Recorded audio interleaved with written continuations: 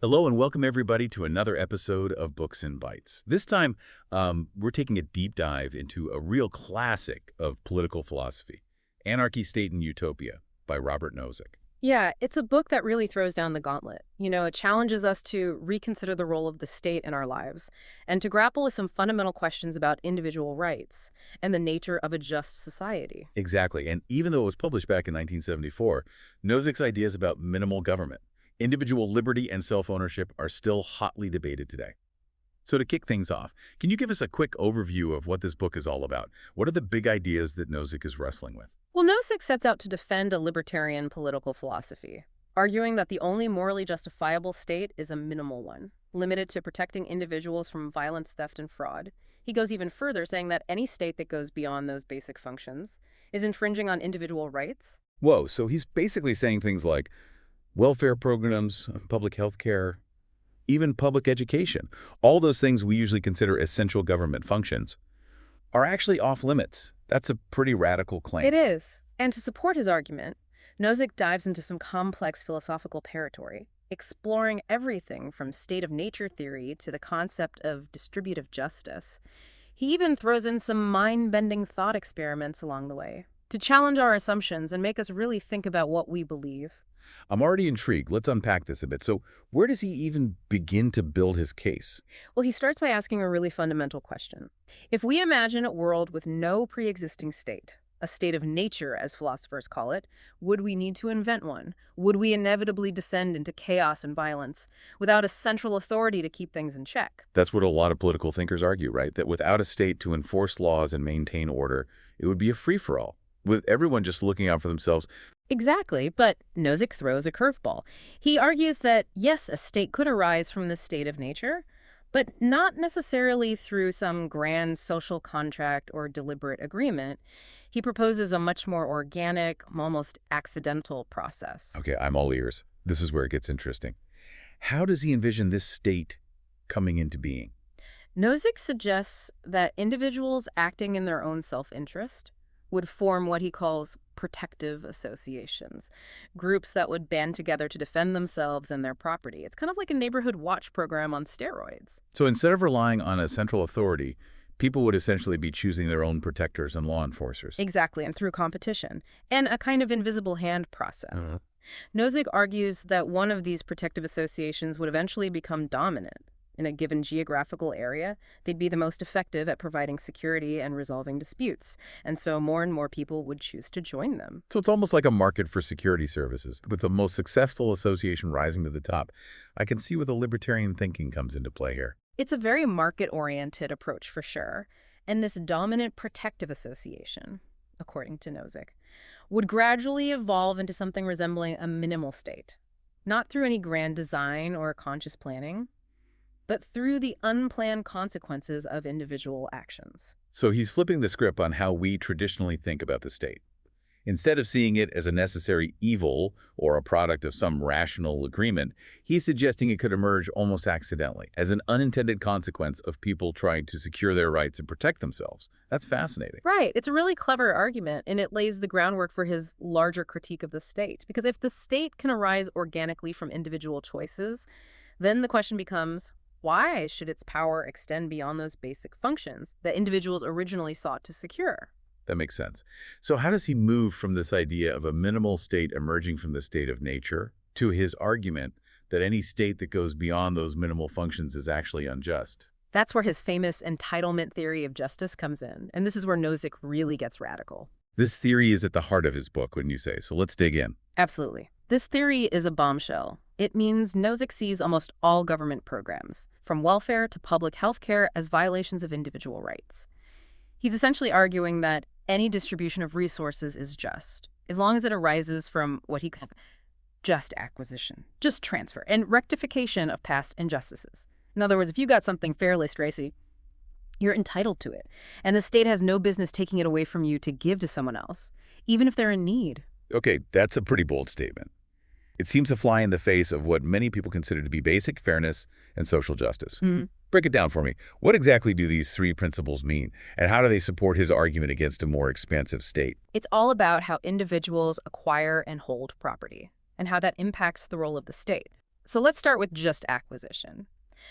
Nozick, drawing from John Locke, is talking about how individuals can come to own things that were previously unowned. Imagine, for instance, someone claiming a piece of uninhabited land and cultivating it, making it productive. They've mixed their labor with it.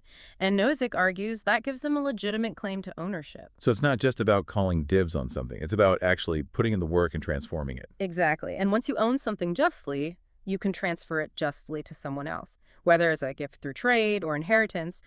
Nozick is a big advocate for free markets and voluntary exchange. So as long as individuals are freely choosing to engage in transactions, he sees the resulting distribution of property as morally justified. So just transfer is all about respecting individual autonomy and the right to make your own choices about what to do with your property. That's interesting. But what about situations where property has been acquired or transferred unjustly, like through theft, fraud, or coercion? How does that fit into his theory? That's where rectification of injustice comes in. Nozick acknowledges that the real world isn't perfect, and wrongs do occur.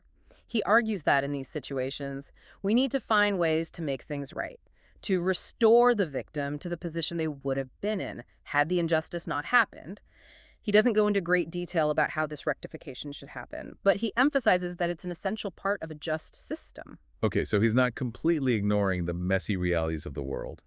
But how do these three principles lead him to reject any state that goes beyond minimal functions? It still seems like a huge leap. Well, here's where it gets interesting. Nozick argues that any state that tries to redistribute wealth or impose a particular pattern of distribution, whether through taxation or other means, is violating the principles of just acquisition and just transfer. If someone earned their wealth through hard work and voluntary exchange, Nozick would say it's theirs to keep. And the state has no right to take it from them to give to others, even if those others are less fortunate. Oh, he's drawing a hard line. Individual liberty on one side, and any form of redistribution or social welfare on the other. He seems to be saying that even if redistribution aims to help the less fortunate, it's still fundamentally unjust because it violates individual property rights. That's the core of his argument. He sees taxation as a form of forced labor, where individuals are effectively being compelled to work for the benefit of others rather than for themselves. And that, he says, is a violation of their fundamental right to self-ownership. Wow, that's certainly a controversial stance, especially in today's world where there's so much debate about income inequality and the role of government in addressing social issues. I'm starting to see why this book caused such a stir. It's a direct challenge to a lot of conventional thinking about social justice and the responsibilities of the state. And it's sparked endless debates among philosophers, political scientists, and economists. Debates that are still going strong today. You've definitely piqued my curiosity. I'm starting to think we might have been looking at this whole idea of the state the wrong way all along. That's precisely the kind of critical thinking Nozick's work encourages. It's not about simply accepting his conclusions, but about engaging with his arguments, seeing where they lead us, and maybe even questioning some of our own deeply held beliefs in the process. Well said. And on that note, I think it's time to dive even deeper into Anarchy, State, and Utopia, and explore some of the more intricate arguments and thought experiments that Nozick uses to support his case. Where should we go from here? Well, we've talked about how a minimal state might emerge from a state of nature, but Nozick doesn't stop there. He wants to show that any move beyond that minimal state is not only unnecessary, but also inherently unjust. And this is where he takes on some of the biggest names in political philosophy, offering a powerful critique of theories that advocate for redistribution and a more expansive role for the state. That sounds fascinating. Let's get into it. One of Nozick's most famous targets is John Rawls, the renowned political philosopher who argued for a more egalitarian society. In his influential book, A Theory of Justice, Rawls proposed what he called the difference principle, which essentially states that inequalities are only justified if they benefit the least advantaged members of society. Ah, yes, the difference principle. I remember wrestling with that one back in my college philosophy classes. It's a powerful idea, but I can see how it would clash with Nozick's libertarian views. So how does Nozick counter Rawls' argument? He argues that Rawls' approach requires constant intervention and redistribution by the state to maintain that specific pattern of distribution. And this, in Nozick's view, violates individual rights. He sees it as a kind of tyranny of the majority, where the state is constantly taking from some to give to others, even if those who are being taken from acquired their wealth justly. So he's saying that even if we achieve a more equal society through redistribution, it comes at the cost of individual freedom and self-ownership. That's a tough trade-off to consider. It is, and Nozick makes a compelling case that this trade-off is not morally justifiable. He even uses a famous thought experiment to illustrate his point. The Wilt-Chamberlain argument. Okay, I've heard of this one. Remind me how it goes. Imagine a society where wealth is distributed exactly according to Rawls' difference principle. Everyone starts off equal. Now along comes Wilt Chamberlain, a wildly popular basketball player. People are eager to pay to see him play. And so over time, Chamberlain amasses a huge fortune. Nozick asks, is this new distribution where Chamberlain is much wealthier than everyone else unjust? It would be hard to argue that it's unjust, right? People freely chose to pay to see him play. He didn't steal his wealth or acquire it through coercion. Exactly, and that's Nozick's point. If the initial distribution was just, and all the transactions that led to the new distribution were voluntary, then how can the end result be unjust?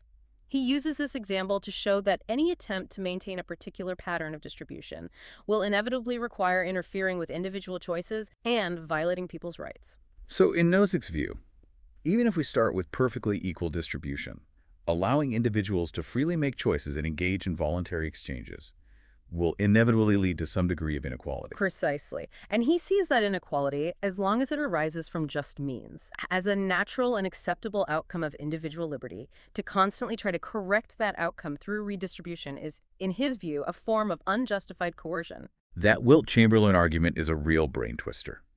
It forces you to confront some deep assumptions about fairness and the role of the state. So we've seen how Nozick challenges the ideas of thinkers like Rawls, who advocate for a more active role for the state in achieving social justice. Yeah. But his book isn't just about dismantling other theories. He also offers his own vision of what a truly free and just society might look like. Right? Yes, and this is where things get even more intriguing. In the third part of the book, titled Utopia, Nozick shifts gears and lays out a framework for what he calls a meta-utopia, a framework for utopia. Instead of presenting a single fixed blueprint for a perfect society, he outlines a system that allows for a multitude of different communities and ways of life to flourish, all based on the principles of individual choice and voluntary association. A meta-utopia, a framework for utopia. That's an intriguing concept. It almost sounds like a choose-your-own-adventure version of a perfect society. That's a great way to put it. He imagines a world where people can freely join or leave communities that reflect their values, their aspirations, and their ideas about the good life. And these communities could be incredibly diverse, ranging from small, self-sufficient communes to larger, more complex societies, as long as they all adhere to the fundamental principles of individual rights and non-aggression. So it's about creating a framework that maximizes individual freedom and allows for a wide range of experiments in living. It sounds a bit like a libertarian's dream world. But could such a system actually work in practice? It seems incredibly complex. That's a question Nozick leaves largely open. He acknowledges the challenges and complexities of creating such a society, but he believes it's a vision worth striving for.